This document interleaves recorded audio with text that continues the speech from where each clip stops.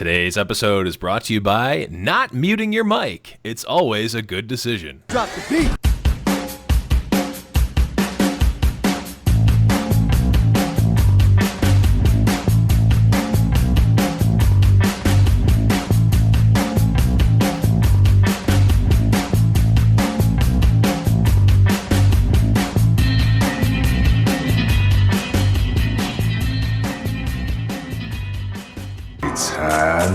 Hello, everyone, and welcome to High Noon Podcast, the competitive Overwatch podcast. I'm your host, The Blevins. With me, as always, and let's make sure his mic's not muted, is Deathblow. What's up, buddy?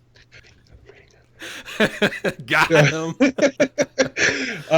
Yeah, don't pretend like we're still on speaking terms after you make fun of me and this episode's Without brought to telling you. you. I was actually going to go like super deep. But I realized that if you're not actually, like, if you can't see me, then the joke wouldn't have worked. Like, I was going to, like, start making it look like I was talking into my mic and then be like, right. Oh, crap, my mic's muted. But, then, like, A, wouldn't have been funny to anyone except for you.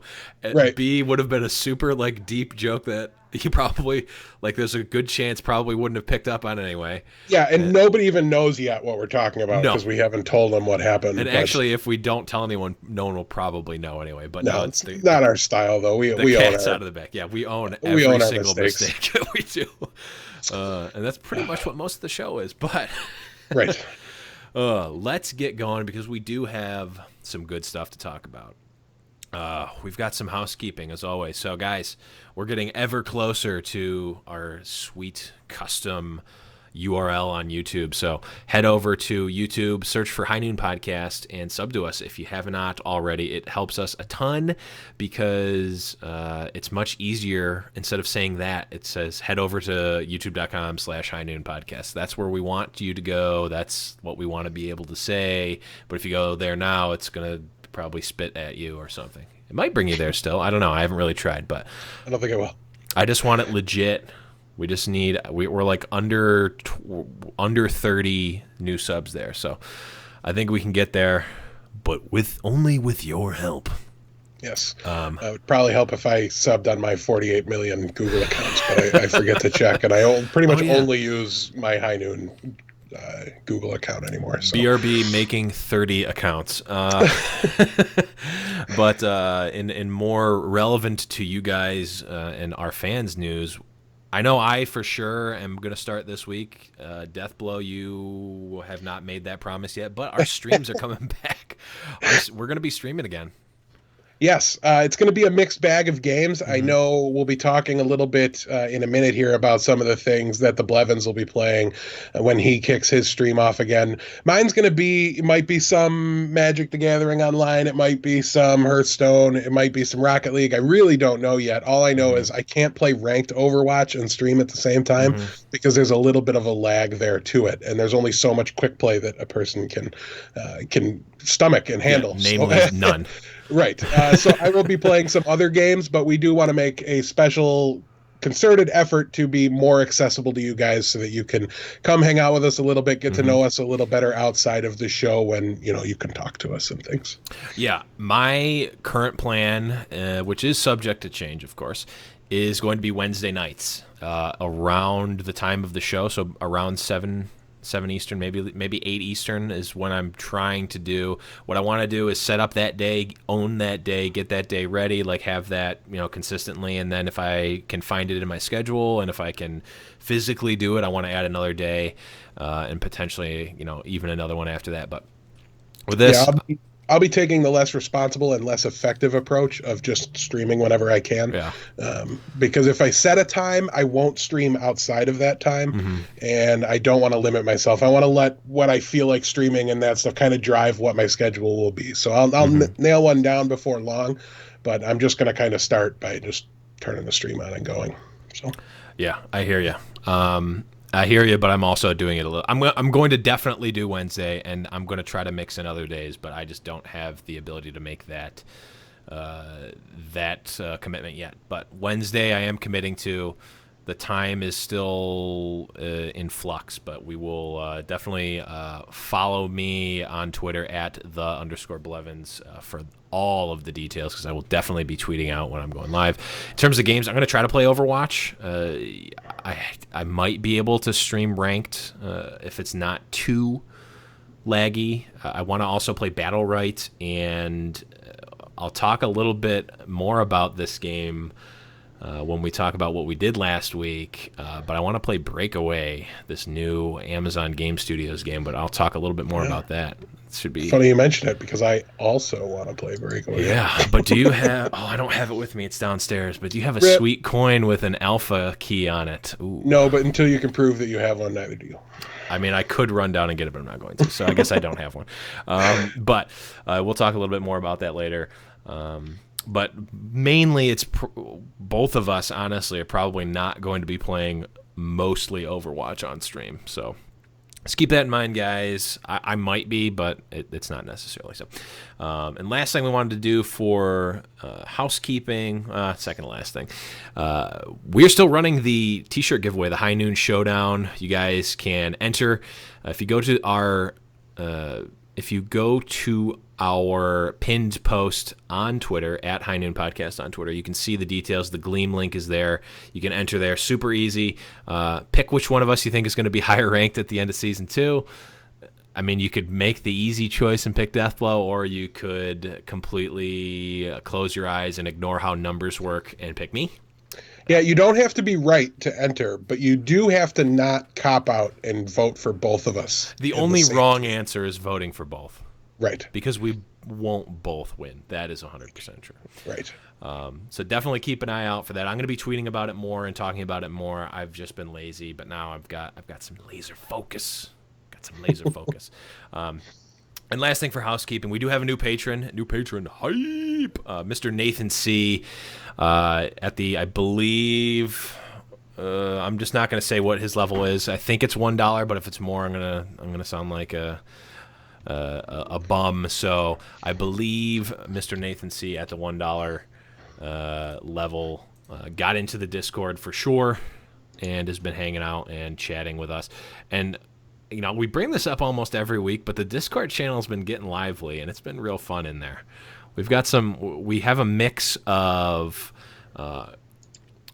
competitive talk, non-competitive but still Overwatch-related talk, and also just dank memes as well. So yes. we've got a nice mix. It's a really cool community. I've been playing with some of the guys, Penne and Droland, who we've talked about on the show a number of times. They've been playing, helping me try to get up to plat, even though I've just been like, I finally ground back up to basically where I started, and then I just threw that right back in the grumper. But again, thank you, Mr. Nathan C. If you guys would like to support the show, you can head over to patreon.com/High Noon Podcast. Any patron amount will get you into the Discord, the exclusive Discord server, which has been pretty sweet. I did get word from Discord that they now are allowing custom emotes. Like that's a functionality in Discord, so I want to do that. If we get the ability to do that, if it's not just like Discord partners, if we as plebs have the ability to make custom ones, it will be a tier. It will be a thing that gets made. So keep an eye out for that. That's what you get no matter what the level. Then there's other tiers on there as well. So check out patreon.com/High Noon Podcast for that. But let's move on to what did we do last week. I've got a lot to talk about, so let's start with you, Death. Did you do anything fun and exciting last week? Well, last week really was kind of dominated by this tournament. I would get out of work and the tournament would be ending in a couple of moments. So I would get on and open up the VOD or the full broadcast thing. So one thing I do, if you guys ever want to catch up on a tournament that's live, if you go to clip, we'll just open up a stream and then you hit the clip button. Mm-hmm. There's a link at the bottom that says watch full video, and it lets you watch the entire, the currently live stream. It lets you watch the entire broadcast before it shows up in the past broadcast section. So just kind of a cool little thing I've picked up on and figured out while I've been trying to catch up on some of these tournaments while they're still going on. But so I kind of would come home and I'd boot that up and immediately just start watching the event from the beginning, skipping through the fluff in between, which is why I'm so mad that they scheduled these so that way they're running while I'm at work, because I love watching that stuff. But it's just when it gets to the point where it already happened and you're just trying not to get spoiled and regain the ability to access social media, you skip over that stuff. Yeah. But so I was watching that, and a ton of great Overwatch from the EU section. We kind of talked about it after the NA section, where we anticipated it's just a much more hotly contested region as a whole, so we expected some better Overwatch, and they delivered for us in a big way. So make sure you check all those out. We've got a match of the week. We've got other ones. There was like 4 match of the weeks that could have been throughout the course of this event, and we only get to pick 2, one from last week and one from this week. So make sure you check those out. Those will be up on the website, highnoonpodcast.com. Make sure you check that out. But other than that, I went on an Erie trip down to GameCore, and Nice. It was a lot of fun. They're really, really pushing to get me back into Magic. So if you weren't sick of Magic talk and Magic tangents already, rip, because if I start playing again, I'm sure there will be more. Yeah. But we'll have to wait and see how all that plays out. I'm gonna kind of just put the onus on my buddies from down there. If they get serious about it, I'll get serious about it, and I won't get serious about it before that. So we'll see how it goes.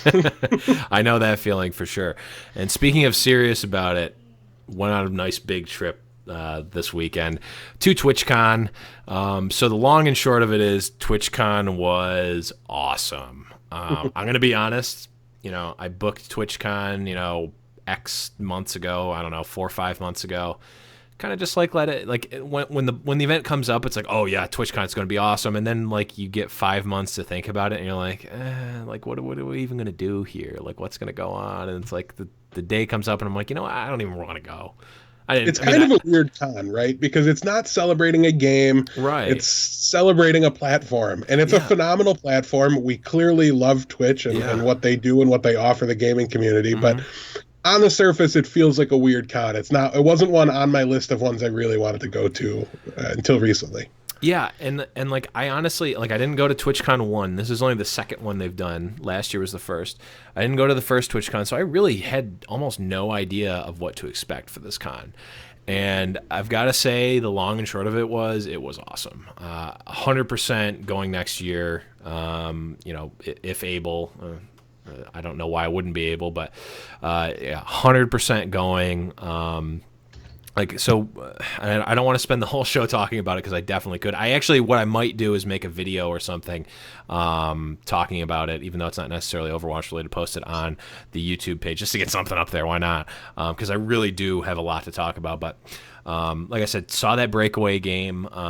Basically, the way I've been describing it is it's kind of like I already forgot how it's kind of like Overwatch mixed with Smite. It's more like Smite mixed with Madden is the way I described it. That's right. And then also with a little hint of that sport from the animated movie The Road to El Dorado.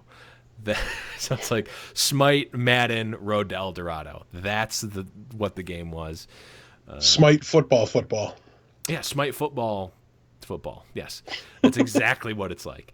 And I'm not going to go into a full review of it. Again, might actually make a video about a full review or write an article about it. But definitely keep an eye out for that. I think there's some things that Twitch announced, the Stream Plus mostly, which is kind of like its own online currency. Which is kind of a really interesting thing. That's built into the game. You get currency for watching. I'm not gonna go into it. Check it out. Check out Breakaway. It was really cool. I got to play it. And I'll talk about my experiences in a video for that. But definitely excited about that game and that platform at the very least. But one thing, a couple of things I wanted to mention for sure about the show. So I did not expect this to happen. I'm 100% honest. There were a non-zero number of people who knew who I was.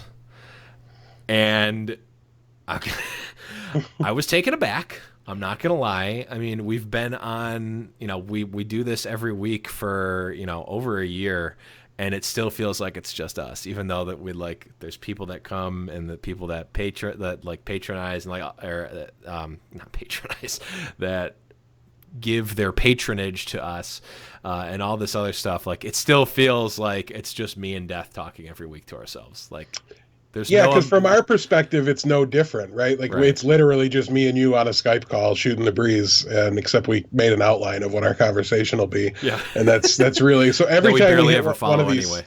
yeah, anytime one of these things happens where you guys come out of nowhere and surprise us by existing and listening to us, basically, is all you have to do to surprise us at this point. But it's just always, you get the goosebumps, the hairs on your arms stand up. It was really, I'm not going to say bad. It was just like, it hit me really hard. So one of the first, it wasn't the actual first, but one of the first panels I went to at TwitchCon was a podcasting on Twitch panel. It's like, well, this is going to be awesome. Definitely going to watch this.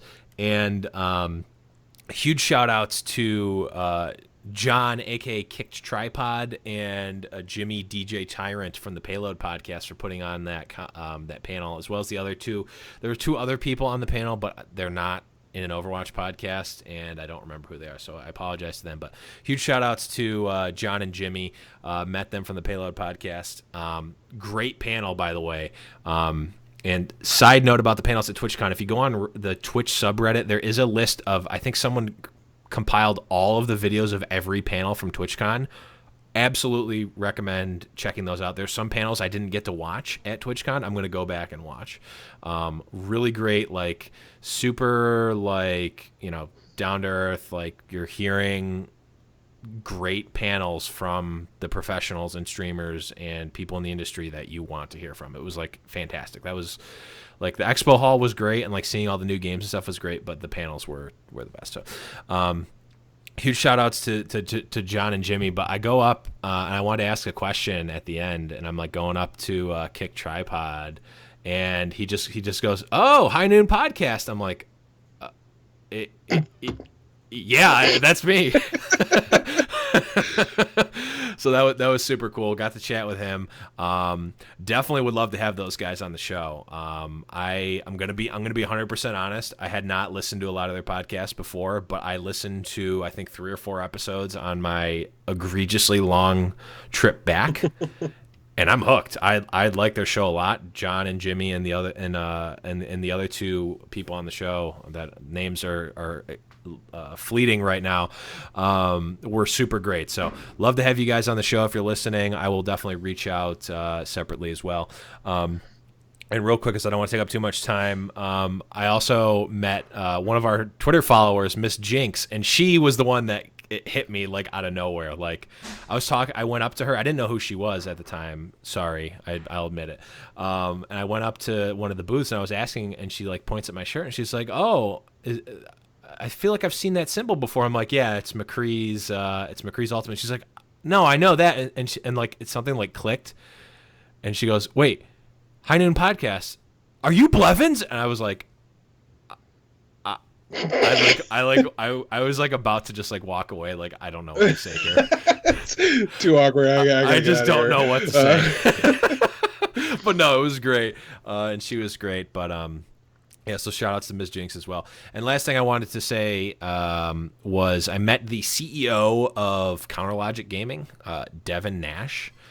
And he was a really cool guy. Like, honestly, like, if I had to like rate the like most like inspirational person I talked to at the con, or like heard from at the con, it would be him. Like, I think he definitely, like, I don't know if it was like his mentality, just the stuff that we talked about that just like really like put a fire under me and put a fire in me to really like kick things up to the next level and really like pursue what we're doing with the podcast and what we're doing with streaming and all that. So huge thanks to Devin. He said, and I'll take him for what it's worth, he said he would love to be on the show. I gave him a card. I will reach out to him. It'd be great to have him on the show.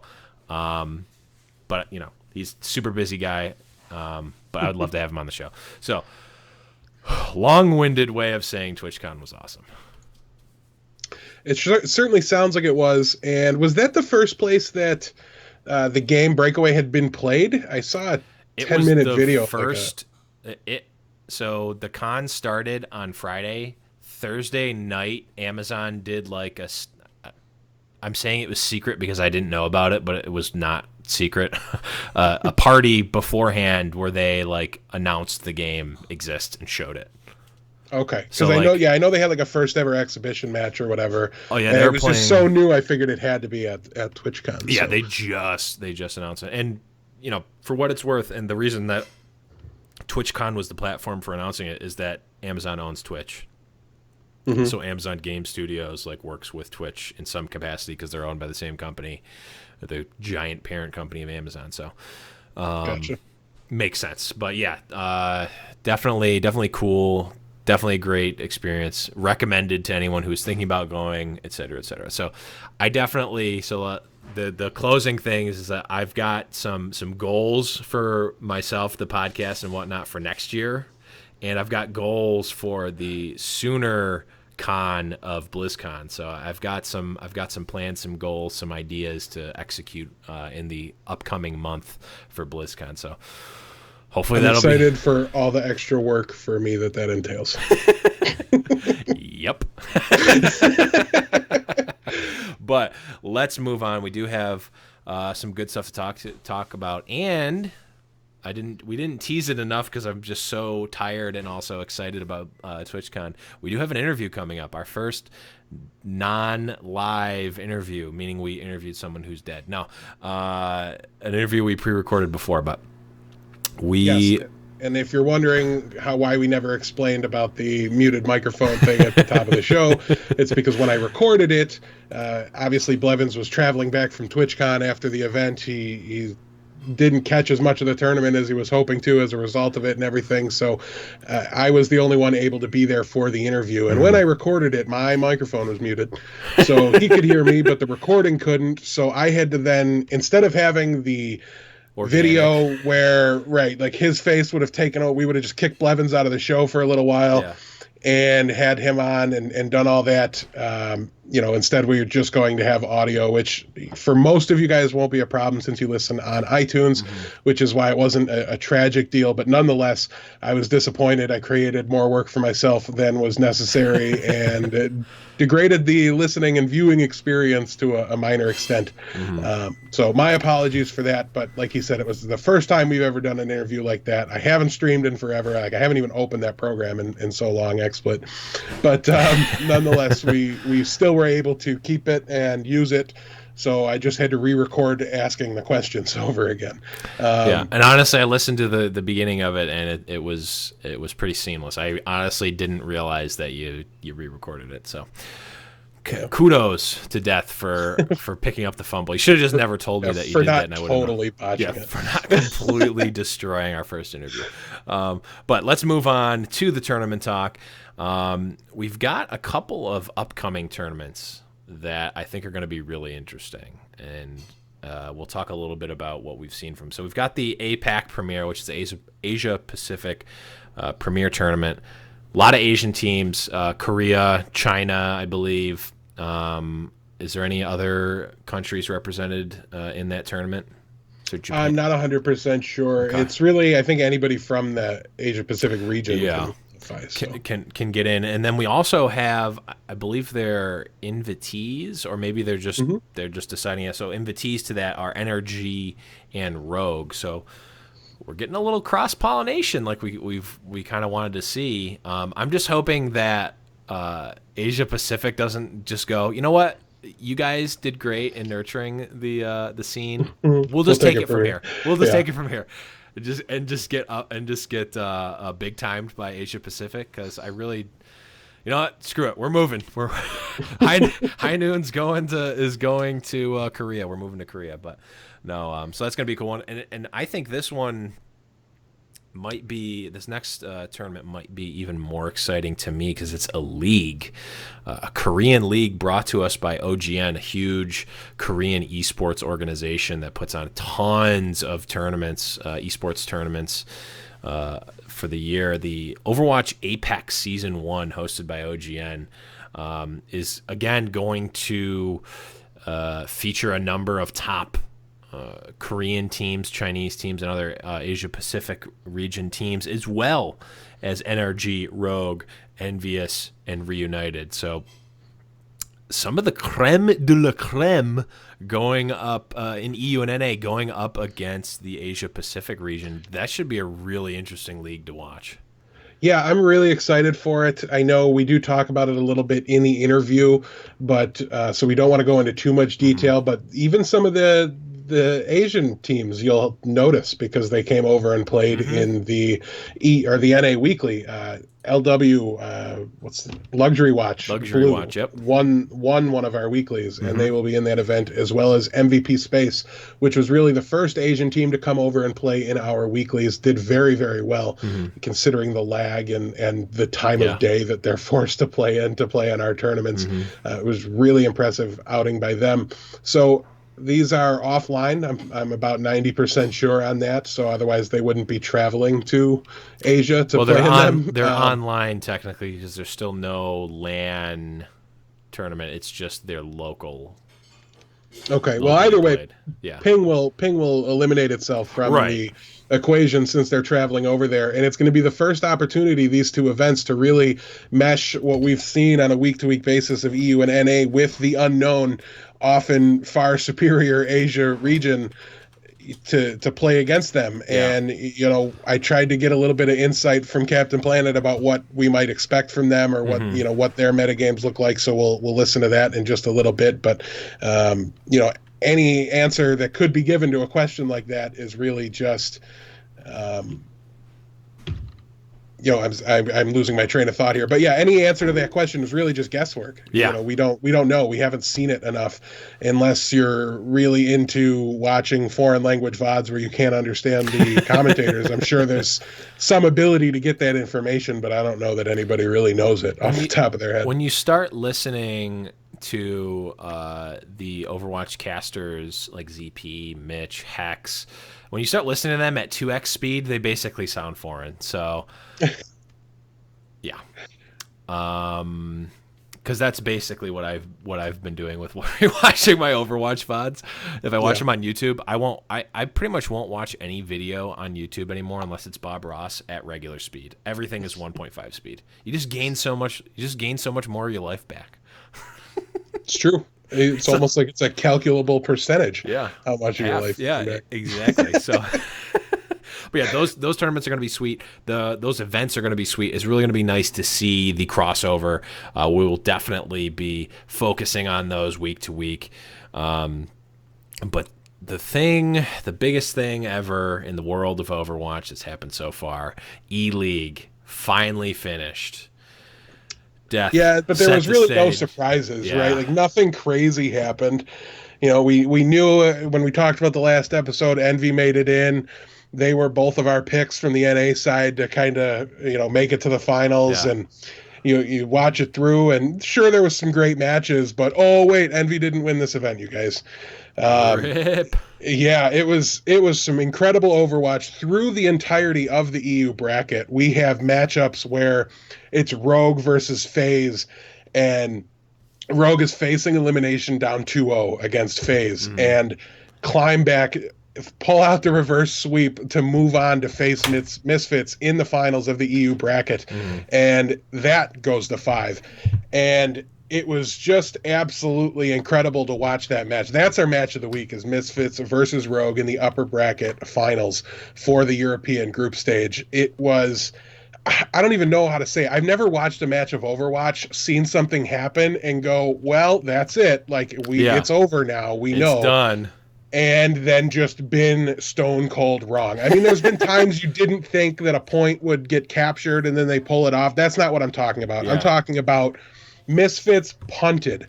They said, we don't want to win, essentially. We're going to hand this to you. Go ahead and move on to the finals, Rogue, and then came and snatched victory out of the jaws of defeat. It was... So I'll just tell you guys, it was so crazy because they're winning the fight, right? It's on Eichenwald, and They just captured point A and they're in overtime because it's the second time through the map. No, it's not the second time through the map. I don't think it was just painfully long. You know, it was a really good defense from both sides. Um, and they actually win a team fight in overtime, but they all left the cart. And Wow. a wall comes in from May. I think it was Tavik on May, walls them away from the payload, and they can't get back to it to keep overtime going. And it stops just after it makes it through those doors after point A. And it was just one of those moments where it was so crazy. Like you could hear the teams yelling at each other in the Yeah. background over the commentators. Like they're like, get on it, get on it. Yeah. I only heard it today when I had my headphones on and Mm-hmm. everything, and the volume was real loud. I didn't hear it when it was live, but Wow. and there's this moment where I guess like uh, who is it? Reinforce. He makes eye contact with, I think it was Huck on the desk, and just kind of like has the smile on his face and is laughing. And Huck's kind of telling, we don't see that, but Huck's telling us what happened Yeah. while they're watching footage. And you know, it was just one of those moments where you're like, how do you come back from that? You know, it's just such a blow. You have to feel like an inch and a half tall when you make a mistake like that on that stage. They hold it together. They come back. They force map 5 by as soon as that door opened after point A. This is how close it was. As soon as that door opened, they're able to come in and wipe them. And the cart might have even been touching the final spot it had to get to, Wow. but they just couldn't quite finish it out. I mean, it was such an incredibly close fourth map. And then the map 5, obviously Misfits was able to pull it out. And one thing to note about Misfits in this tournament is they were missing 2 of their roster members. They did not have their full 6. It was Skipjack wasn't there, and I can't remember the name of the support player off the top of my head, but they had Rib and Hidan filling in. And I've got to say, Hidan might have been, you know, I'm just going to say he was the best Anna in the tournament, not even close. Huge moments. Soon for DPS, for Misfits, was out of this world. It might have been one of the single best players, and these are all things I talk about a little bit with Captain Planet, so I don't want to go into too much detail about them right now, but just giving you an idea of what to look for when you're watching these things is watch Hidan play Anna. His sleep darts, I saw him at times in crucial moments on cooldown fire 2 sleep darts that hit and interrupted 2 separate ultimates. Wow. So, I mean, just crazy play. One of them was super long range too. The other one was a Reaper jumping down from the top rope. I mean, just wow. accuracy and the clutch play that came out of Hidan's Ana, to me, won them the tournament, and not even a regular roster member. So it's gonna be really interesting. That might not to watch be the how case for things long. go. It might not, and that's one of the things I asked Captain too. And we'll have to wait and see. I can't imagine Rib is going to take over Skipjack's spot. As soon as they won the tournament, they like grabbed the microphone and were like, "Skipjack, we wish you could be here with us to see this. Like, we miss you. We love you, man. We're coming back." And so I can't imagine they're letting that guy go. But there is an opportunity here, and if not.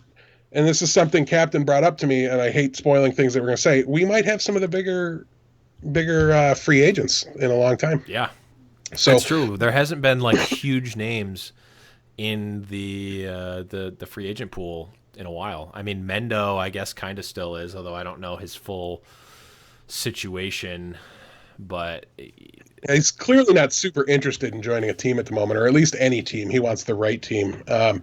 So not what I would call even a free agent at the moment, just somebody who's not on a team. Yeah. But yeah, really, Pluppy's the last one that comes to mind. And all the other acquisitions so far have been guys like Kib. It's so confusing that Rib might be one of the guys talking about that Kib was brought into Reunited, but he wasn't really a free agent. He was just some guy that they found on Ladder and said, "Hey, come play," and it worked out really well. And according to Captain, that's how they found Hidan for this tournament. So that might be the new thing to do to find new players, So especially crazy. especially if these free agents don't come out of the woodwork any other way. You know, if these 2 guys come in now, that's not the case with Rib. We've seen him around a little bit. He's been a known tank. I'm not sure where he's played in the past because it's never been on a premier roster, but definitely a solid player, a veteran of the game, as much as you can be for such a young game. So but a phenomenal tournament. And again, we're going to get into some of the nitty gritty here in just a little bit once we start the interview. So we don't want to talk about it too much, but make sure you watch it. And maybe next week, or depending on what kind of tournaments play out, what kind of coverage we have, we'll get a little more in depth about what happens with Envious moving forward. Mm-hmm. What does that do? The next time we take a look at the rankings, which we started to do, Mm-hmm. not on a weekly basis, but a semi-regular one, I have a feeling there's going to be some pretty big changes. Yeah, definitely a huge, just like taking a step back. Eleague, absolutely the biggest tournament, series, league, whatever you want to call it, that we've seen in Overwatch so far. I think the Josh OG tournament was the previous kind of big ticket Overwatch tournament in terms of viewership and prize money. Now everything is looking next to Eleague. And what are we going to see next? I don't think that the Overwatch World Cup is going to even be in the question. I think people are going to look back at the Overwatch World Cup and be like, okay, this was a nice like first preliminary All-Star game and Yeah, type of that's thing. cute. But can we play It's competitive cute. Yeah, Overwatch again? let's get esports started up again. Which I mean, I heard them. They actually shout outs again to the Payload podcast. They talked a little bit about the Overwatch World Cup and like its implications compared to other Blizzard titles. So Heroes of the Storm did a similar thing. The first BlizzCon after launch was more of a community event sort of thing, not an esports tournament.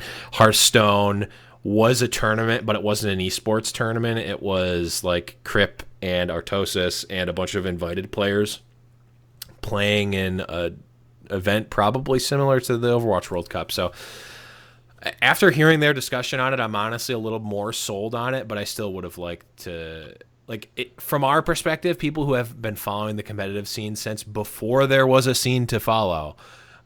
We want to see a bigger and better tournament, whereas there are other people who maybe have only been following Overwatch since launch or even after launch or who had just picked up the game or like, what's this BlizzCon thing I keep seeing and hearing people talk about? Yeah. It's like, oh, I'm going to go get this game. I'm going to go get this game at GameStop next week. Oh, there's a big tournament. Okay, cool. Oh, the USA is playing. That's easy for me to root for. Whereas, Right. like, what's Cloud9? What's Envious? What's, Misfits? You know, it may after hearing Payload podcast talk about it a little bit more, like they were a little less cynical than we were, or at least me. Yeah, I was really surprised you and Hex were so down on it. But at the same time, if there's three people that have followed, there's not many people that have followed the Overwatch tournament scene closer than the three of us. So True. we're going to be far thirstier to crown a world champion and have something huge to discuss and analyze and talk about than your average Well, person. That's for a really what good it's point. worth, the next BlizzCon, the World Championships at 2017 BlizzCon is going to be even bigger. So we'll keep an eye out for that. I think we've talked about Eleague a lot at nauseum, and again, I missed a lot of the ending, the good parts of Eleague. Side note, I had the opportunity that I completely botched because I didn't see the tweet until an hour after it happened. I could have watched the Eleague finals on literal TV in a bar with Ask Joshi and someone from Tempo Storm and a couple other Overwatch people at TwitchCon. Like, Ask Joshi sent out the tweet, was like, hey, if you want to hang out with me and this great person, this great person, this great person, and this great person at this bar that Blevins is very close to right now, just come over and hang out and we'll chill and watch Overwatch on TV. I didn't see the tweet until 2 hours after it happened. So feels terrible, man, but I will be at the next one, or I'll even be hosting the next one. Who knows? But without further ado, Death, unless you have any other, anything else you want to say before the interview, let's get right into it. No, let's go. All right. So, guys, I'm going to be shooting over to the other screen right now, and you guys will be able to hear our Death's interview with Captain Planet Overwatch. So stay tuned. We'll be back in just a little bit. Everyone, please join me in welcoming our guest at Captain Planet OW, who's here to discuss the Eleague tournament that happened over the course of the past week. He's going to take a look at his in-depth analysis of the hero picks and the performances of these teams over the course of the past week. So thank you very much for joining us, and how are you today? Thanks for having me on. Seeing the light at the end of the tunnel. I've got all the data recorded. I've got most of my graphics made. So the rest of today is going to be writing the actual report. Excellent. Well, I definitely look forward to getting an opportunity to take a look at that report once it's done. But first, I want to ask you our kickoff question here, what we ask all of our guests that come onto the show. How did you first get interested in competitive gaming? World of Warcraft, straight up. I started playing WoW when I was like 16 or so, and I played it through until I graduated, went to college, took like a 6 month break, came back, and like my grades actually went up when I started playing again, which was kind of weird. But I think it wasn't until college that I started like really taking my play seriously and learning how to improve. I hopped around guilds, eventually started climbing, like hopped some servers too. Ended up in a guild, I think my senior year, where we were in Cataclysm at this point. We finished like 8th US, 50 world in that expansion. So that was the peak of my play. I was addicted to WoW logs, if you remember that website. Yeah. So I was one of the only people crazy enough to play Elemental Shaman at the time.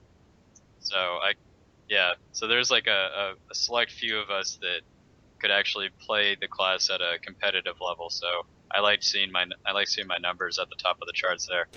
All right. Well, thankfully, it was me here to do the interview. Unfortunately, the Blevins is still traveling home from TwitchCon and wasn't able to join us, but I don't think he would have appreciated your answer of World of Warcraft quite as much as I did.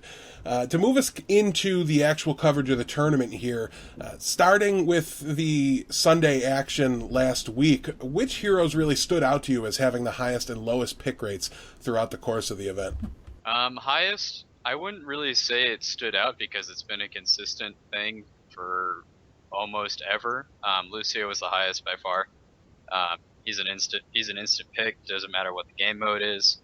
Um, Zarya is also pretty much a constant. At least looking historically, both were above 80%. Lucio was around 95, and that's not just pick rates. That's actual like game time played. 95% of all matches, all match time had a Lucio in it. Some of the more interesting, I guess, increases were Ana, who continued her climb since the beginning of season 2, where she got a little bit of a buff, but more importantly, Zenyatta got a bit of a nerf. So Ana's climbed from the beginning of season 2. She's climbed from under 10% to now nearly 80% in this tournament.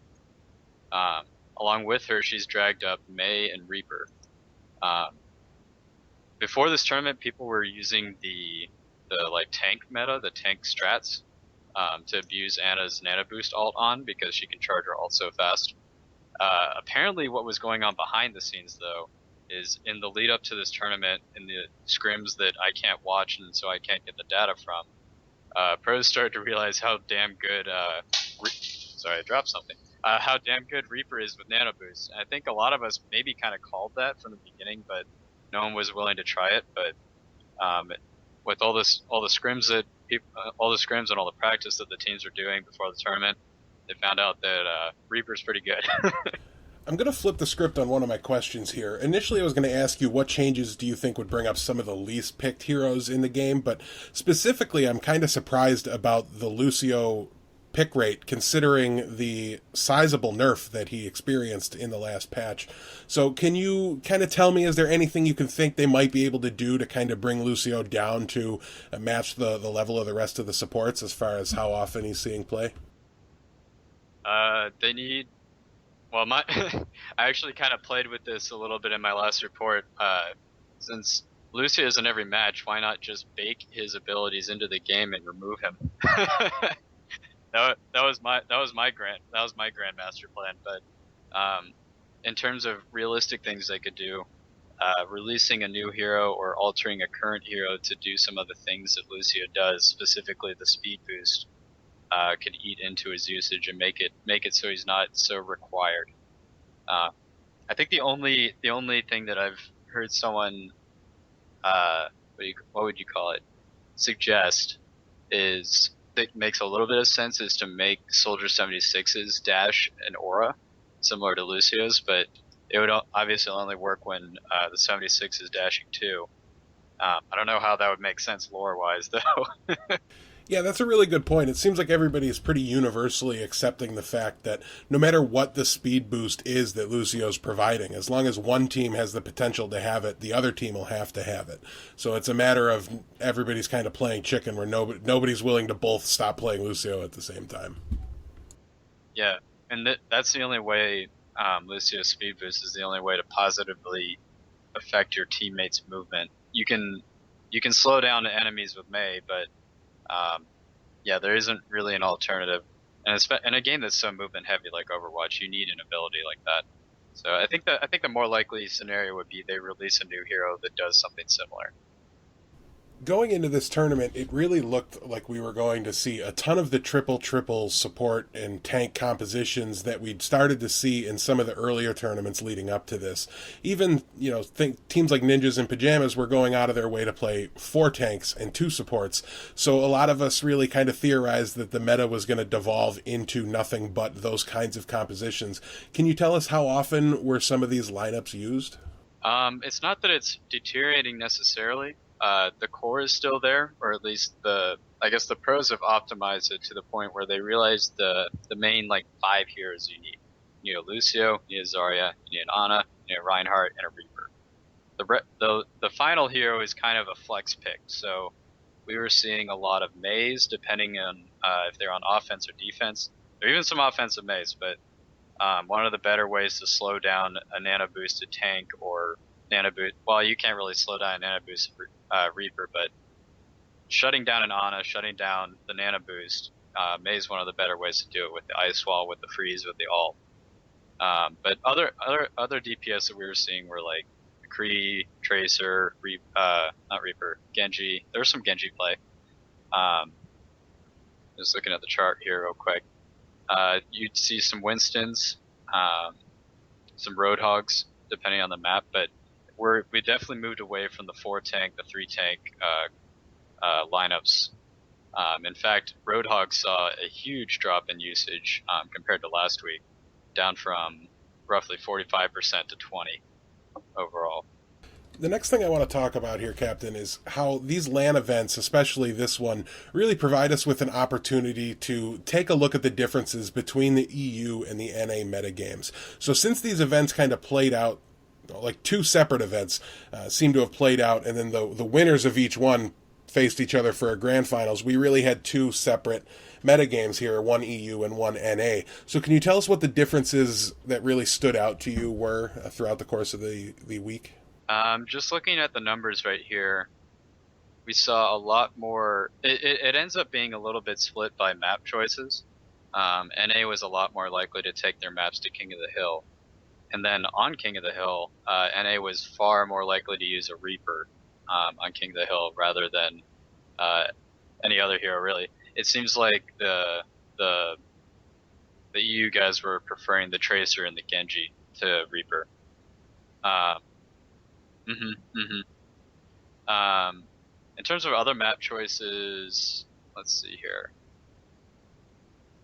Both regions were pretty consistent using Ana and Lucio on pretty much everything. I'm seeing a bit more Tracer usage on NA for the hybrid maps. You can kind of say that that's because NA is a lot more likely to swap to a Tracer to defend an objective, and on hybrid maps you got like one more point to defend. You got the first point, and then there's various checkpoints. But I guess in those cases they want to shave off as many seconds as possible, feed into that overtime, especially on defense too. Anything else here? Slightly more assault maps played by NA than EU, but that's just kind of noise, I guess. All right, now if we shift our focus back out to the entire tournament as a whole, was there any single hero that was really a big surprise for you in terms of how often they were picked? Basically that Reaper. I didn't realize. I asked some of the pros after the fact why Reaper had suddenly become meta. Why we're now. Scherfer calls it the Beyblade meta. Spin to win, right? So I wasn't sure why we saw such a sudden uptick in that. And they said that yeah, it had been people have been doing it for at least a week in scrims leading into the tournament. May has also seen a boost. I actually thought May would climb sooner, but it took until the tournament for May to jump up and use it as she did as a counter to the multiple tank meta. Mm-hmm. Can you tell us a little bit about any specific players or teams that may have stood out as playing outside of the rest of the current meta, either in the success that they had or in the heroes that they chose? And I do have to admit, I'm a little biased here. I'm kind of searching for an answer because I just think about how good of a Genji Shadowburn is and how he seems to be so much better at it, head and shoulders above the rest of the field. So as some of these teams kind of get to the point where they're facing elimination and all the money and all the glory is on the line in this one game, they'll tend to revert back to what they're most comfortable with. So I'm wondering if the data kind of shows that at all, or if there's anything that really stands out to you. Shadowburn, he may be a little unknown to the community as a whole, but I've known about him since I think it would have been like week 3 of the Gosu Gamers Weekly, so we're on week like 30 or something now. The dude has been a Genji beast from the beginning. It's amazing. Like, he was getting play of the game highlights back when Zenyatta's Transcendence highlights were broken. Like, he was beating out the Zenyatas. It was insane. But my player to keep an eye, it's kind of 2 players. So what most of the pros were impressed with were Soon's tracer play, Misfits. He is just a beast. Like, that was why it was so dangerous for MVS to take them to King of the Hill, because there are several scenarios where Soon just straight up outplayed he would 1v3 MVS players, and everything that Soon did. I think it kind of put an exclamation point on their win when I believe the final point was won with a Soon sticky that got like a 3K to close out Control Center. So that was pretty dope.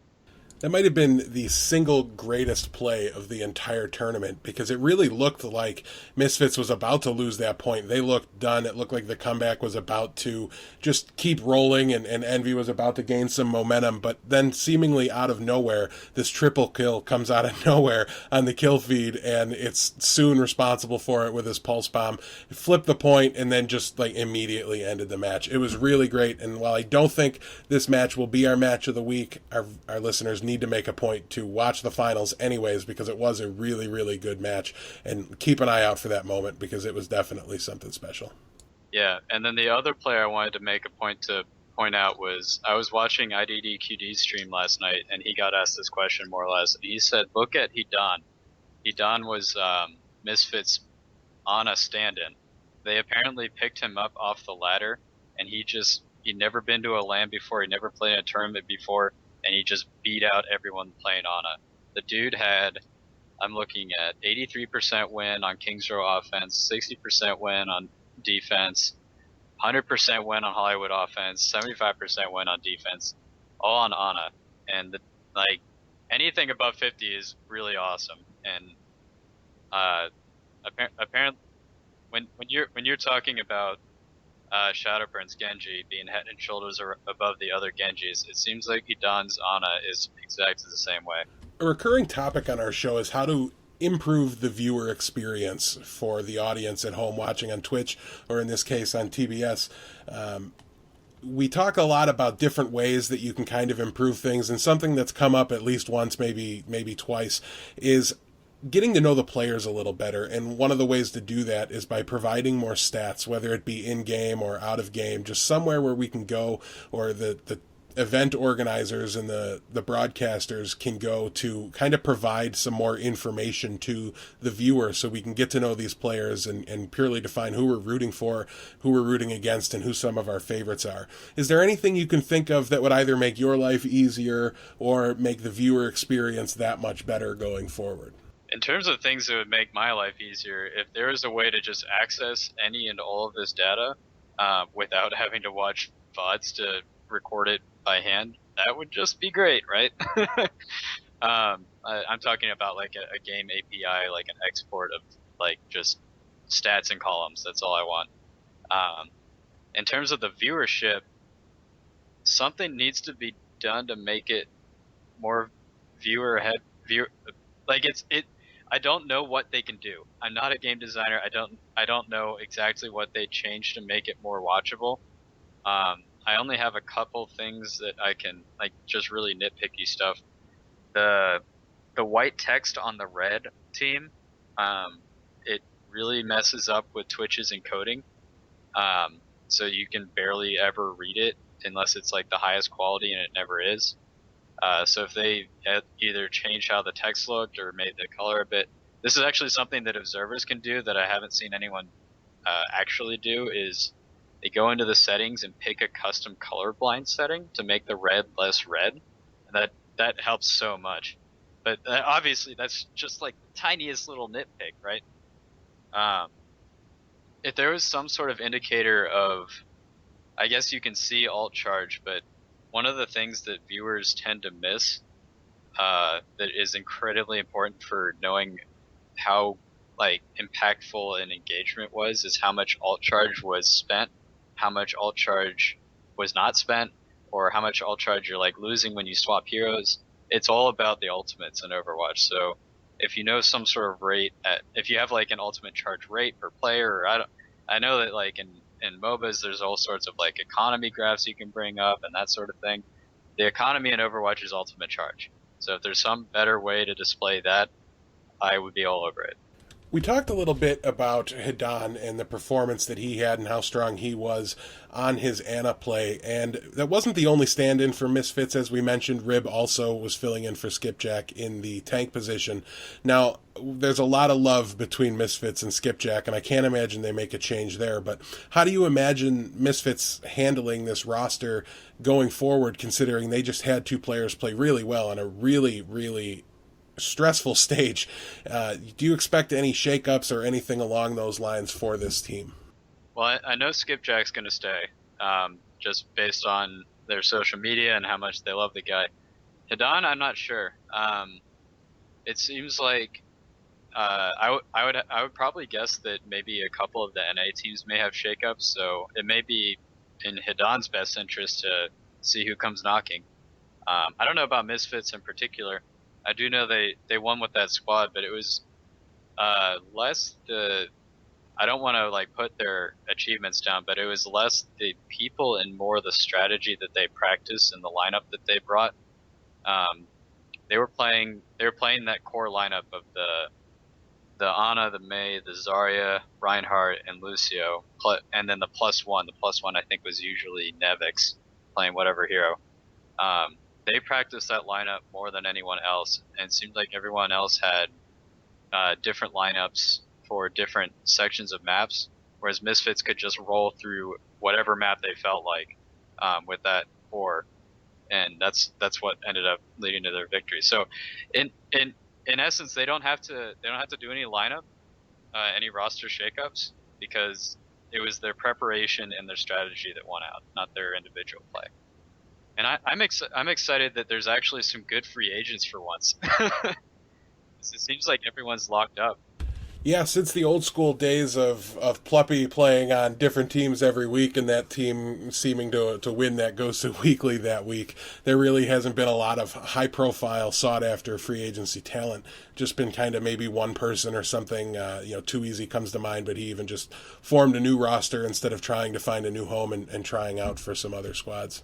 Yeah, well, we may see more in the coming weeks, but I know that we've got four. It's either 3 or 4 NA EU teams going to that Asia Pacific thing. So I don't think they'll be having any roster swaps, but the remaining EU and NA teams, which underperformed, if you want to call it that, may have some roster shuffling in their future. I really cannot thank you enough for that excellent segue, because my next question here is, have you seen any numbers or results from the Asia Pacific or the Australia New Zealand metagames, and are there any heroes who are going to be seeing or who have seen any significantly different usage? I don't tend to track any of their results unless they play in an NA/EU tournament. I think it was maybe 3 weeks back. There were a couple Asian teams that played in Agosu Gamers, and they were all about the 3 tank meta. But I do know that Koreans in particular like Genji and Diva a lot more, and judge that as you will. I don't know I don't know if they're actually better in terms of choices. It's just they don't. This is entirely anecdotal. I don't think that they play to a meta as much as they play to their individual hero strengths over there. I could be proven wrong next week. We'll see. So should we be expecting a meta report or any analysis from that cross-region tournament? Yeah, I think that's the next big event, so I'll be covering that as best I can. Hopefully all their player names I can write down in English characters. Best of luck to you with that. Captain, I want to take a moment here to thank you very much for coming on the show and filling me and our listeners in on all of the stats and analysis from the Eleague metagame over the past week here. Also, for the content that you produce to help the rest of us analyze and evaluate what we see in these tournaments. We can't thank you enough as a community. Can you tell our viewers a little bit more about you and where they'll be able to see your work? Also, feel free to throw in any plugs or shout-outs that you'd like to. Yeah, of course. My meta report is a weekly one, except for this week because it took a lot of time. You can find that at overbuff.com/blog. And then you can follow me at Captain Planet OW on Twitter or overbuff at overbuff.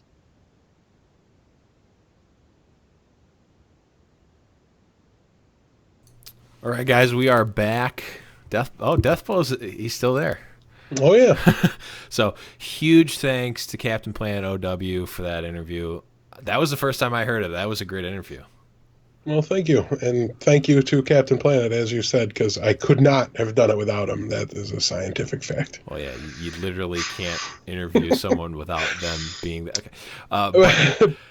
But no, I thought it was a really great interview. I'd love to keep having more of these interviews. And we do have a couple lined up, and I've got some more coming up. So, guys, if you like that interview, let us know. Let the people that you want us to interview know.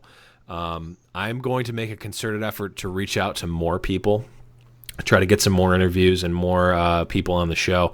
But if there's someone specific that you want to know, you guys have been pretty decent at letting us know. And we've reached out to a number of them, and we might actually get some of them on. So let us know, or else we're just going to keep having people that we like on, namely Hex. He's going to be on every episode.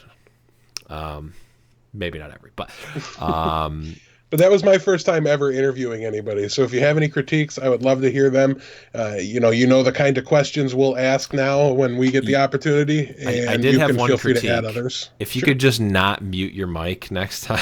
Oh yeah, that's really. I never thought about that. I should try that. Got him. But no, it was a really good interview. Thank you, Death, for sticking that one out, because we definitely wanted to bring this one to you guys before, as soon as possible to talk about Eleague, while it's still top of mind and fresh, and not in 500 weeks when it's like what league. And he just told you where you can find all of his information, where you can see his meta report. It's going to be out. If it's not out already, it'll be out very, very soon. Mm-hmm. Make sure you do check all that out, please. Overbuff.com, I'm fairly certain, is where he said. So take a look at that website. Check out the meta report. Look, he's got some great graphics, things like that obviously you can't see in an audio-only interview. And, we don't show the graphics anyway, so we're not taking anything away from our audio only listeners. Yeah. But yeah, and we also, there needs to be a reason to go check him out, right? So give him a little bit of a high noon bump, if you will, and make sure you tweet at him, tell him you liked having him on the show, anything you can to reach out to him and thank him for being with us, and to let him know that it helped him gain a little exposure, because he deserves it. Absolutely. Like, if you just think about how much work is done in these meta reports, like, it's insane. I don't actually want to think about it, because then I start feeling bad, and I don't want to feel bad. I want to feel good. So right. A huge thanks to Captain Planet for providing the meta report and the analysis, a really stats-driven analysis, which is really what I look for, but what I can't/won't do myself. So he has fallen on the sword for us. So huge thanks for that. Huge thanks for coming on the show. love to have you on again, and talk about some meta stuff. Maybe we get like I don't know. I'm not going to make any promises for anyone or anything, but I would love to have him on again and talk about some of these big tournaments and some of these big meta shifts from someone who absolutely knows and understands the raw numbers of what's happening. So, the invitation is open, sir. The invitation is open. But we're running over time. I'm not super unhappy though, because it's because of the interview we had. But Death, you got anything else you wanna throw in before we cut it? No, as always, you guys, if you're wondering where to find us, you can go to the website highnoonpodcast.com to get links to all of our social medias. Again, we will be streaming again. I don't know if I'll be streaming tonight, tomorrow, and the next couple of days when exactly I'll boot up, but it's twitch.tv/get your calculators D3ATH_BL0W. So check that out. Yes, and you can always, like Death said, find us on highnoonpodcast.com. If you want to become a patron yourself, go to patreon.com/highnoonpodcast. Check us out on YouTube, iTunes, Stitcher, SoundCloud, all that good stuff. You can check me out on Twitter at @the_Blevins on Twitter. You can check out my stream, twitch.tv/theblevins, which is also where the show is live every Monday at 7 p.m. Eastern-ish. I think that's just about it. Oh, huge thanks to Adam Hoek, who's produced the music that we are about to play in just a couple of seconds. And the only thing I have left, I think... I have one thing before let's hear it. Do your joke. Big thank you to Matt Gerino and Creation Esports, our sponsors and friends back since Season 1. They've been very helpful to us in the past and continue to be, so we want to make sure we thank them every episode. Oh, yes, and also, shout-outs to the people I've already shouted out earlier on in the show, Payload Podcast, and all that others, and all those other good people from TwitchCon. Shout out to TwitchCon. But the only thing I have left is to just ask you guys what time it's high noon. Got his boots and he put on his hat. He threw the coin away that same day. It's in his past and he's not looking back. He says, finding mine now, God's my way. He's not good, but he sure ain't bad. For the sins that he has, he says, I'll change the world one bullet at a time till I find mine. I got nothing. Bye.